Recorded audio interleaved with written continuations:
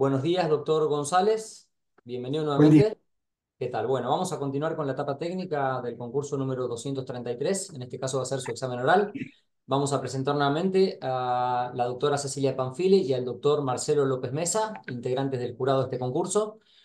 Bueno, doctor, usted sabe que tiene 15 minutos para exponer un tema, ¿sí? Va a tener un reloj en pantalla para poder ir ordenando su exposición y cuando culmine, tanto la doctora como el doctor le van a hacer las consultas que estimen pertinentes. ¿Está bien? Bien, perfecto. Muchas Bueno, gracias, muy amable. ahí lo dejo. Bien, comenzaré. Muy bien. El tema de religión. Voy a hablar sobre la violencia contra la mujer.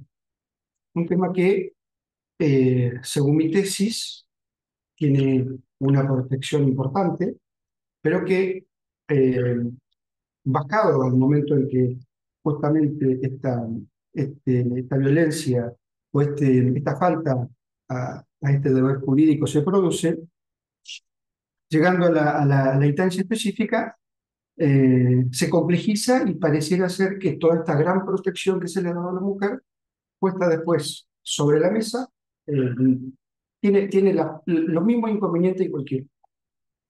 ¿A qué me refiero? La Convención de Belém do Pará establece tres canales importantes. El primero de ellos es abstenerse, el Estado debe abstenerse de realizar cualquier tipo de actividad que perjudique justamente la actividad de cualquier mujer, y además tiene que procurar que el Estado, a través de sus diferentes organismos, logre toda la actividad de la mujer, desde el seno familiar, la actividad profesional, cualquiera fuera el lugar, debiera estar protegida. Y a su vez también crea en este ámbito una protección al hecho de que la mujer tiene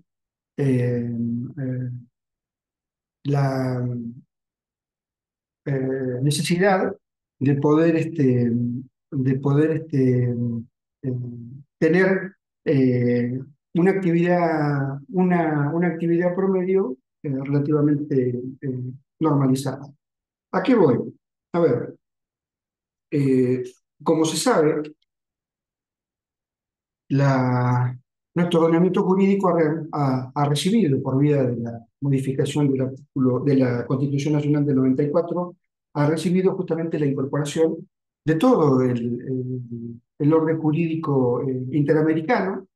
Esta situación ha colocado y ha provocado que quienes no solamente administran justicia, sino todo funcionario, tienen la obligación de que el ordenamiento jurídico argentino, que está respaldado y protegido por la Constitución, tiene a su vez un paraguas mucho más amplio que es los fallos de la Corte Interamericana que forman como un cuerpo iuri, y también eh, la, eh, los fallos y todas aquellas sentencias que involucren al país después del 2006, no solamente al país, sino dicho a un país que intervenga de todos los que participan de esta cuestión internacional, también llevan a recibir o deben tener que someterse a esta directiva o a esta directriz que establece la Corte Interamericana de Derechos Humanos. Por esa vía, nuestro ordenamiento ha recibido justamente estas indicaciones, que el Estado procure favorecer que la mujer pueda desarrollarse con total y absoluta normalidad. Esto que suena y que parece muy interesante y que ha puesto a las mentes más brillantes de nuestro país a trabajar sobre diferentes canales, lo cierto es que hoy tenemos numerosa normativa que protege a la mujer. eh, Cuando esto es transmutado a lo cotidiano, a lo ideal, nos encontramos con que ese mismo Estado, que bajo la directriz del Cuerpo Jurídico Interamericano establece que toda mujer debe estar protegida, es contra ese Estado muchas veces, y ahora último se ha dado esto, es el Estado justamente el que produce o le produce justamente el daño a la mujer. ¿A qué me refiero? Digo yo que la mayor cantidad de violencia contra la mujer se da específicamente y muy a menudo en los ámbitos públicos, ¿sí? Y también el sistema judicial no está tampoco exento de esto. Ha sido motivo de esta cuestión y es por eso que me parece importante que debemos introyectar que toda vez que, más allá de la cuestión convencional que obliga al Estado Nacional a dictar normativas y establecer algún tipo de requisitorio y andamiaje para que la mujer esté protegida, cuando la mujer pasa, en un caso particular, por ejemplo, una mujer que durante la pandemia se tenía como único medio de vida ir a trabajar en la casa de una familia que estaba compuesta por un solo hombre, encerrado en el ámbito de la pandemia, le produce algún tipo de daño, esa cuestión después, pasada a lo terrenal, la mujer se encuentra que cuando uno reclama daños y perjuicios, caso moral, porque hay un hecho que se produce en un ámbito cerrado, más allá de la cuestión laboral, porque la mujer trabajaba para esta persona, es despedida, se inicia una acción laboral. Esto ocurre durante el final de la pandemia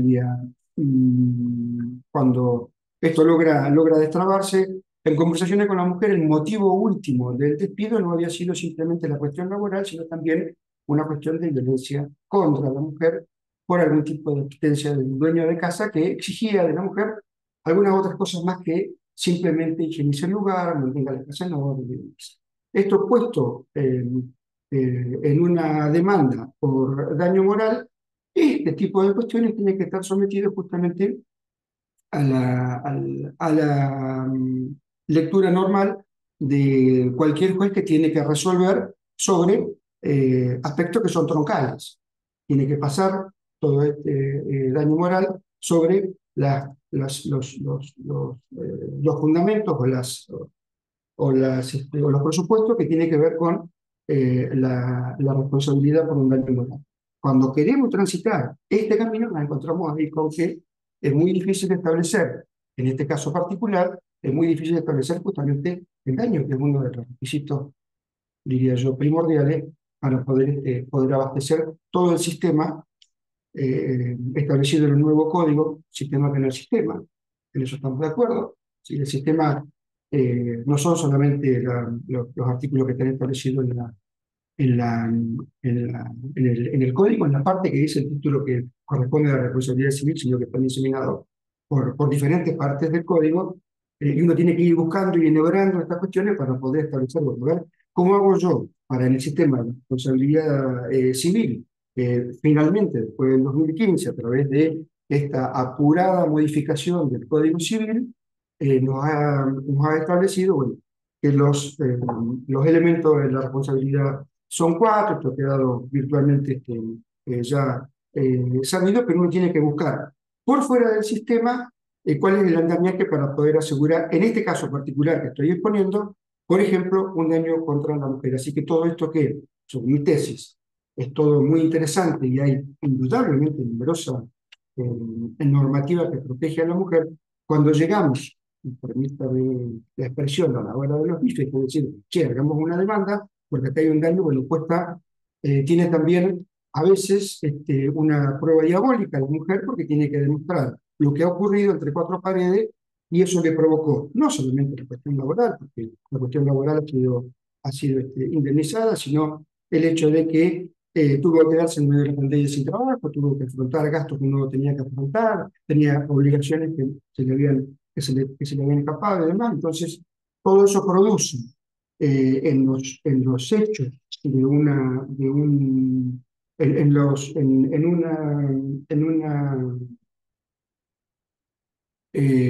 una demanda por daños y perjuicios, por daño moral en todo caso, teniendo como base o como fundamento que la mujer debe ser protegida. Cuando llegamos a esta hora nos encontramos con que hay algunos aspectos para probar estas cuestiones que se convierten, vuelvo a repetir, en una prueba diabólica o muy difícil de controvertir. Quien está, el dañador que está del otro lado, puede a veces hasta sentirse cómodo porque hay determinadas cuestiones que solamente van a ser lo que diga esta mujer contra lo que diga el señor en un ámbito cerrado. Esta es, así sucintamente, la exposición que tenía preparada y sobre la cual tengo que agregar algo más. Eh, no tengo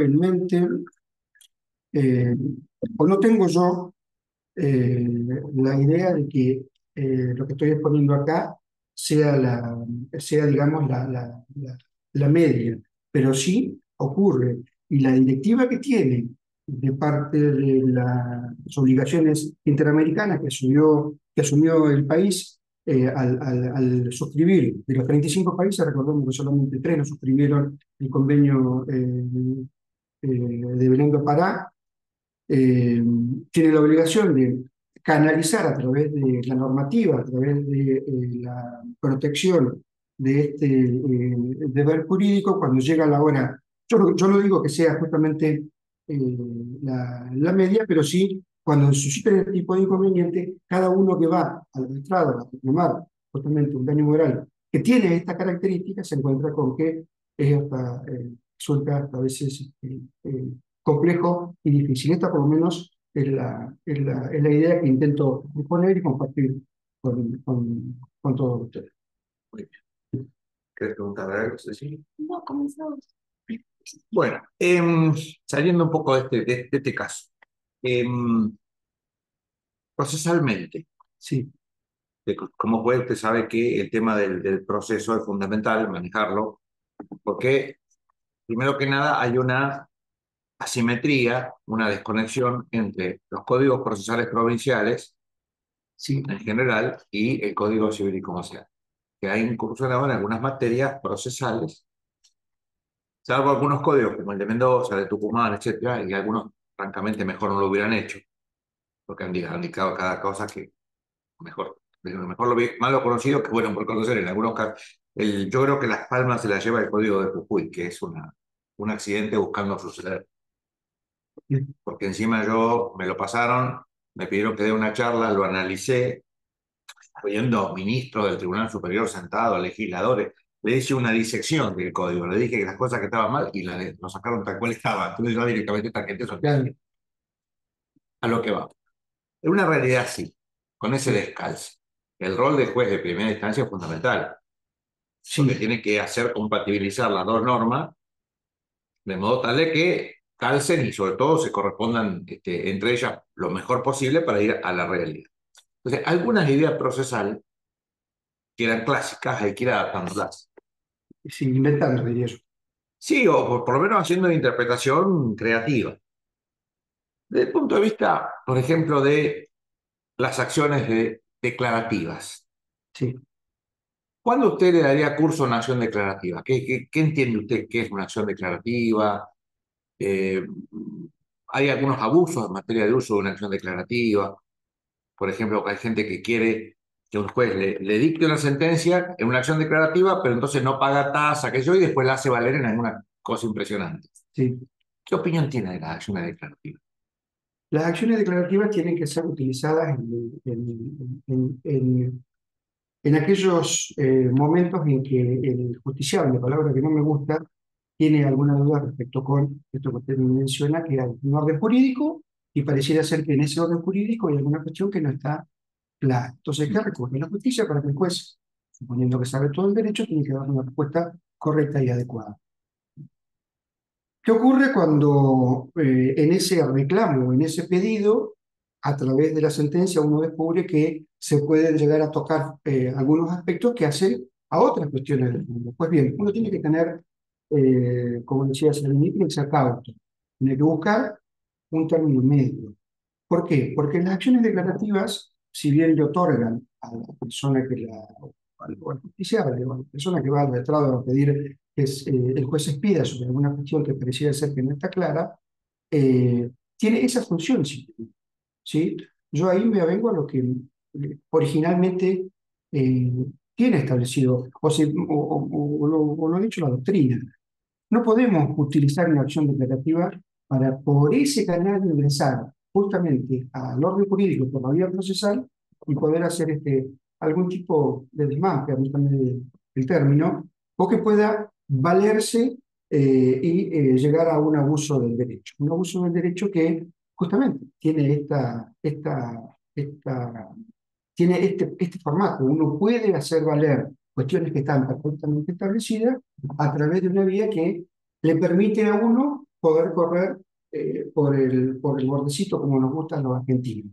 Ahora bien, recordemos que el abuso de derecho no es un hecho ilícito. Y entonces, ¿cuál sería el principal requisito, digamos, presupuesto de una acción declarativa? El principal presupuesto sería que si afecta o no un derecho que esté establecido fundamentalmente en la Constitución.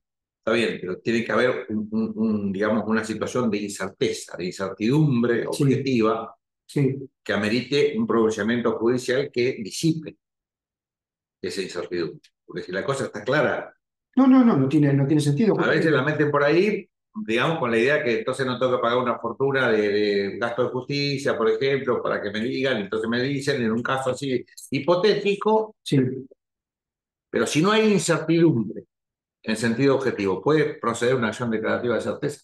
yo entiendo que no. Yo entiendo que no. Otra, relacionado con esto. La idea que tiene usted, por ejemplo, si usted fuera instalado como juez, se Sí. posicionase como juez en el juzgado, ¿qué idea tiene al respecto de las cautelares? ¿Con qué visión ve las medidas cautelares en la tercera década del tercer milenio? ¿Con la misma, con la clásica, la tradicional, o hay que hacer algunas adaptaciones? Las medidas cautelares con algunas innovaciones de las últimas décadas han llegado para quedarse. Eh, y en este sentido, supongo yo que usted se referirá a alguna cautelar como la innovativa y demás, que tienen estos perfiles que uno busca a veces, a través de la medida cautelar, establecer un proceso que se mantenga en ese estadio de medida cautelar y uno nunca llegue al final. La medida cautelar, como todos sabemos, tiene este objetivo. La medida cautelar simplemente establece en algún estado de emergencia donde hay la posibilidad de que haya certidumbre sobre un derecho y que haya peligro de demora. Bueno, el Código Civil, a ver, enhebro esto, lo de las medidas cautelares con esto. El Código Civil, justamente la parte de la responsabilidad, establece la prevención de los daños. Y esto afecta no, involucra directamente a las medidas cautelares. ¿Por qué? Porque aquella clásica de que no me sale el nombre ahora del latín, el humo bueno, Humo bonis. el humo bueno, sí, el humo, humo, Bonis. exactamente, el olor de que la cuestión pretendida a través de una medida cautelar sea la adecuada, originalmente tenía que pedir una demora, uno tenía que demostrarle al juez que había presunción en el derecho y que si no lo hacía ahora, esto se podía poner. Hoy con la prevención o con las medidas preventivas sobre la responsabilidad civil, pareciera ser que la urgencia de las medidas cautelares le ha sacado como un requisito. A veces la urgencia es la que está por encima de ver si efectivamente hay, por eso lo cauto de una decisión. Uno tiene que buscar la alternativa de que cuando uno establece una medida bueno, ¿Cuál acá sería el requisito, digamos, central entonces para acordar una medida cautelar actualmente, de acuerdo con el país? que tenga en ese peligro de la demora un daño que sea irreversible.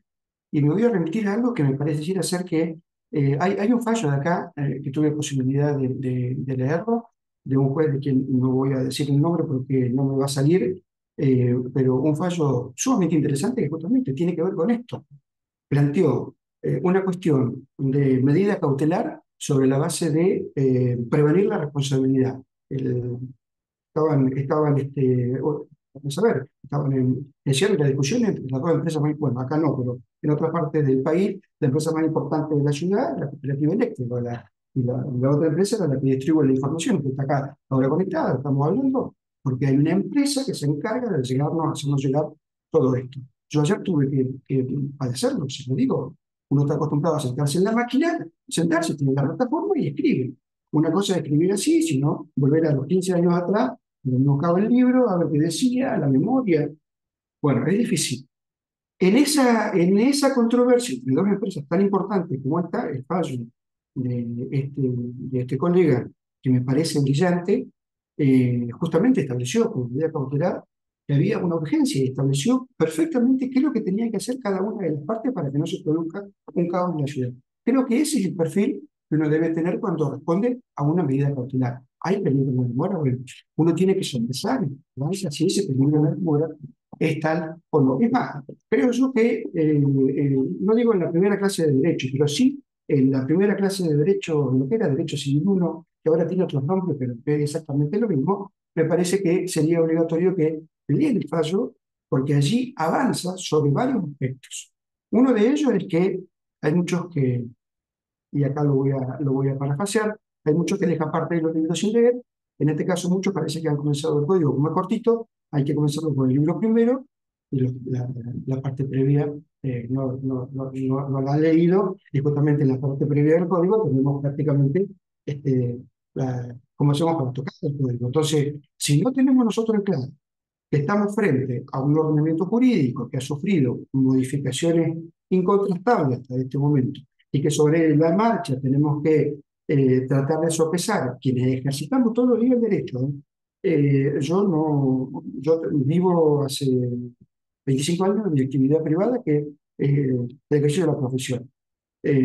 Sé perfectamente que la persona que está de aquel lado, del otro lado del mostrador, es un juez que tiene que dictar una sentencia. Pues bien, yo no me he dado cuenta, pero me he pasado los últimos 15 años siendo proyecto de sentencia.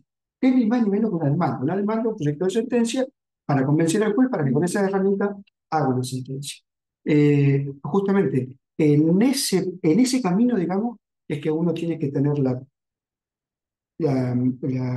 ser cauto para poder establecer, volviendo al tema de las medidas cautelares, poder establecer esto que tiene que ver con el peligro en la demora, que me parece a mí que es central cuando uno entra a analizar la cuestión así bien de fondo. Y no voy a dejar de mencionar esto.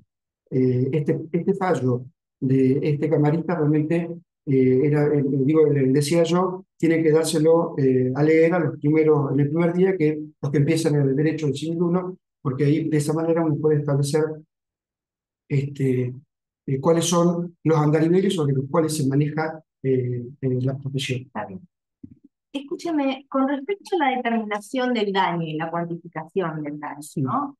Muchas de las causas que nosotros resolvemos, tenemos reclamos de daños y perjuicios, digamos que como jueces tenemos que cuantificar. sí. ¿Cómo juega la cuantificación del daño en las obligaciones y este fenómeno que tenemos, que es el de la inflación y la desvalorización monetaria?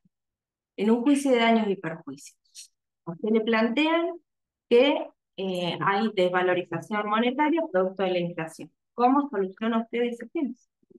¿Le considera que tiene que dar una solución? ¿Cómo sería? No sé si soy clara en el que le pregunto.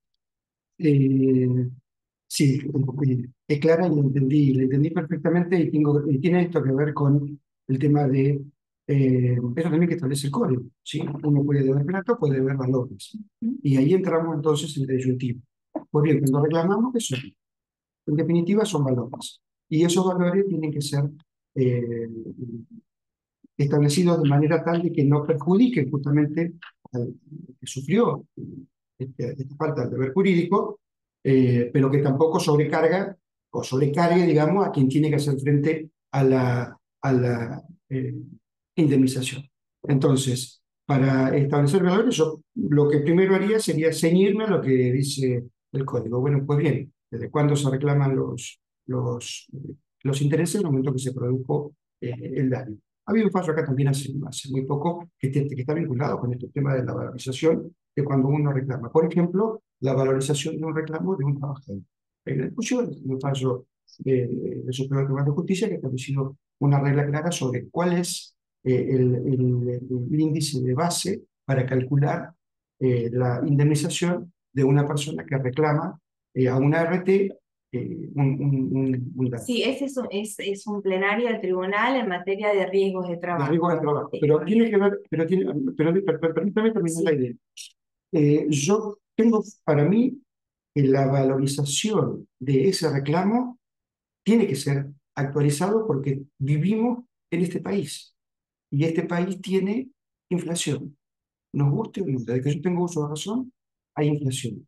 Pues bien, no podemos comenzar a inventar sobre la marcha cuestiones que nada tienen que ver, como una doble tasa de interés que también por allí se impuso, una cuestión esto también muy alocada. Mi concepto es, mire, acá la idea es que quien reclama un daño y perjuicio pueda recuperar su valor y volver a tener, dice el código, si bien no es así, pueda tener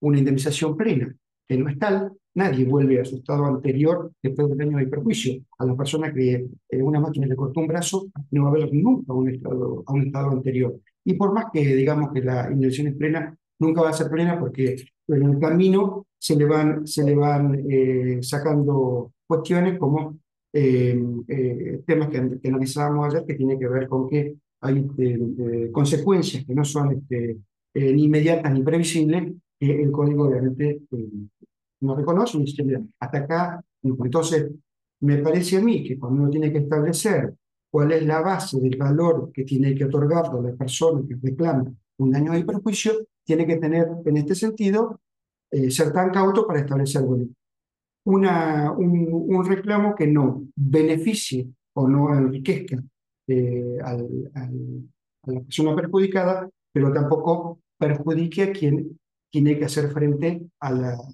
Bien, ¿y la cómo fija usted ese valor? Si usted es juez, tiene que dictar sentencia, concretamente, ¿qué hace? ¿Cómo eh, hace?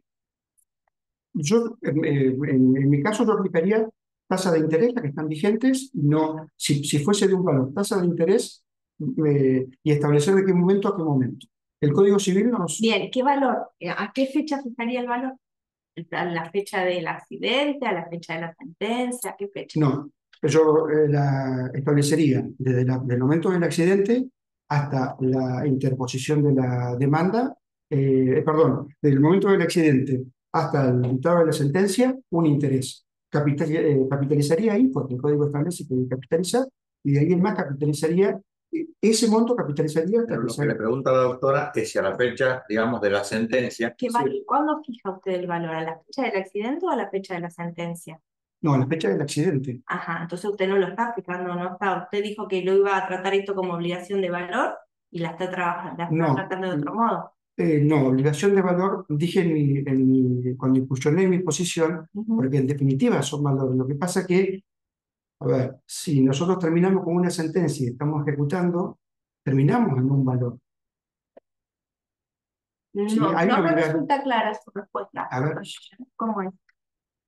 la pregunta es, ¿qué intereses aplicaría yo en No, un hecho con... no, no interés, ¿qué valor? O sea, a ver, usted tiene, bueno, por ejemplo, la fecha del accidente Sí, y la fecha de la sentencia. sí, Y después tiene la ejecución de la sentencia. sí. ¿En qué momento usted cuantificaría lo que se le debe al actor? ¿A la fecha del accidente, a la fecha de la sentencia o en ejecución de sentencia? ¿En qué momento? Porque eso determina si usted mantiene un valor o no.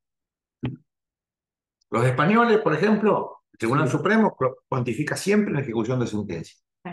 Porque es lo más tarde posible, o sea, lo más cerca posible del momento del pago. Acá Sí. esto no se estila, salvo excepción. Entonces tiene otros dos. La fecha del accidente, en cuyo caso usted cristalizó el reclamo, o la fecha de la... Ahí comprendí cuál era el motivo. Claro. Está bien, está perfecto. No, yo me basaría, como dice el código, en la fecha del accidente. Hasta ahí pararía, sí. Sí, ahí entendí. Discúlpame. Bien, en este caso usted lo estaría tratando esto más que como obligación de valor, como obligación mineraria, ¿no? Dinerario, sí, sí. Sí, sí. Sería contradictorio a lo que usted dijo antes. No, porque sí puede ser que yo haya intentado exponer. Bien, ¿y cómo hace entonces? Porque si usted lo está fijando esto a valores históricos, Sí, entonces a usted le va a afectar la inflación. Ahí la inflación va a actuar, o sea, porque tú estás fijando un valor histórico. ¿Cómo hace para reparar? O sea, ¿se produce un daño como consecuencia de la inflación en el crédito o no? Primero, ¿no? sí se produce un daño. Se produce bien. ¿Y cómo lo repararía? O sea, ¿es reparable ese daño? ¿Merece Eh, tutela jurídica o no? sí, merece tutela jurídica Bien. y el Estado tiene establecido un mecanismo a través del cual se pueden establecer esto. ¿Qué más le corresponde de los intereses? Ajá, ¿y qué más le correspondería? Eh, a ver, hay una medición que hace el Estado y que se establece a través de- no me salió el nombre, pero bueno, hay una medición que hace el Estado ¿De qué? de inflación, inflación. de la inflación y establece un índice. El índice de precio consumidor. Exacto. ¿Te actualizaría entonces? Sí, yo actualizaría. Bien, ¿y cómo juega el tema de la actualización con la prohibición de indexar que todavía sigue vigente, según la Corte?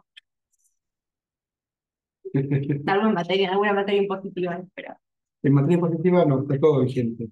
Eh, no, partimos de la base que sí, exactamente, la ley ¿y es impide esto? eh, ¿Qué ley impide? La de eh, convertibilidad. la de convertibilidad. Y en el código no tiene ningún mecanismo para poder cuantificar un valor. En el Código Civil y Comercial. Sí, ¿Cuál? yo en este momento me refería. El código. No, la computadora. Eh, Las obligaciones de valor, Artículo 772. justamente. Y nos permite fijar un valor al momento actual, es decir, al momento del dictado de la sentencia, sin necesidad de declarar la inconstitucionalidad de la de la ley de prohibición. convertibilidad. Está bien, muy bien. Yo lo había, a ver, no quiero correr por el costado, pero intenté explicar eso, que hay plata y valores, eso tengo claro, hay plata O y sea, valores. concretamente usted indexaría. Sí, porque hay que evitar, yo tengo que evitar como juez, tengo Y que, ya dijo que la doble tasa no le parece. me parece como mucho invento. Aparte un peligro, una tómbola de esos. Ah, Esa de cualquier Pero cosa. claro, sí, uno tiene que ser, ¿no? Como juez tiene que ser. Sí, bueno, yo no sé lo que estarán cobrando los bancos, pero se me ocurre que deben estar cobrando lo que pasa es que es muy un 300 y pico. Claro, la función de la tasa de interés varía, o sea, tiene muchas otras funciones que no es justamente. Esta, Claro, a la que está direccionada, sí, sí. claro. Bueno, Yo le diría una última. ah, A ver, Supóngase, yo siempre he pensado que cuando uno ha ejercido la profesión sí, o cuando tiene distintas actitudes cuando ejerce la magistratura. Yo lo vi clarito, por ejemplo, con el doctor Velázquez, que era mi compañero de sala, que el hombre todo de pantalones cortos a tribunales y regulaba unos honorarios que eran miserables. Entonces, sí, ¿qué actitud tiene usted respecto a los honorarios? Si usted mañana fuera juez, sí. ¿qué honorario regularía? ¿Cómo regularía los honorarios? ¿Con qué criterio? Un criterio, digamos, ver el trabajo real, qué hizo en el caso, quién ganó, quién perdió, qué es lo que planteó, o por el contrario, hacer la clásica, digamos, que en muchos casos es, y lo menos posible, cuestión de digamos, ¿qué le genera los honorarios a usted si fuera juez? ¿Cómo lo fijaría? Me voy a poner en este momento como si estuviera en este momento que resolver. Sí, exacto. En este momento yo tengo la experiencia de haber ejercido la profesión durante 25 años y podría establecer un expediente, ahora digital, que podría establecer cuál es la magnitud del trabajo que puede hacer un abogado cuando plantea una demanda. Quienes estamos de aquel lado sabemos cuando las cosas comienzan a salir fáciles y cuando son complejas. Este, digamos, sería mi criterio, o por eso mi criterio, un principio, una base, digamos. Y lo otro que pondría sobre la balanza para establecer honorarios sería este otro criterio. Yo como juzgador tengo la obligación de resolver un conflicto. Esto en definitiva, para esto estoy acá, o estoy acá, intentando estar acá, para ver si yo puedo, desde mi oficina, resolver un conflicto entre dos partes. Entonces me parece que la gente no se da cuenta, pero el servicio que presta tribunal es increíble. ¿Por qué? Porque resuelve una serie, una determinada cantidad de conflictos que sean buenos o sean malos, pero sí los resuelve una cantidad. Entonces, mi criterio sería, si el profesional inició una demanda y la llevó a la sentencia, aplicaría, de acuerdo a su trabajo, un honorario que sería acorde o adecuado al trabajo que hizo y tengo la posibilidad yo de poder establecer. Y lo otro que buscaría en el juzgado es incentivar de alguna manera que los colegas puedan arribar a acuerdos, porque esto hace que también desintoxica el tema del sistema. Si las partes pueden ponerse de acuerdo y no podemos transitar todo el proceso en el sistema judicial, ¿qué estamos haciendo en el sistema? Estamos sacando gran parte de las Y controversias. si el trabajo que hicieron, lo hizo alguno de los colegas, por ejemplo, ¿no? Uno Sí. de los abogados, es inoficioso. ¿Usted lo regularía en horario? No, si es inoficioso, yo no lo regularía en horario porque no me parece que sea. Mi abuelo me dijo que había que trabajar y si uno no trabaja, dice la Biblia que tampoco come. Bueno, con esa, Segunda carta del apóstol San Pablo a los cristianos de Tesalónica. tanto como eso no, pero algo uno trabaja que tampoco. Bien, por mí está bien. Bueno, doctor, muchas gracias, un gustazo, estimada, un gustazo. Logró ponernos.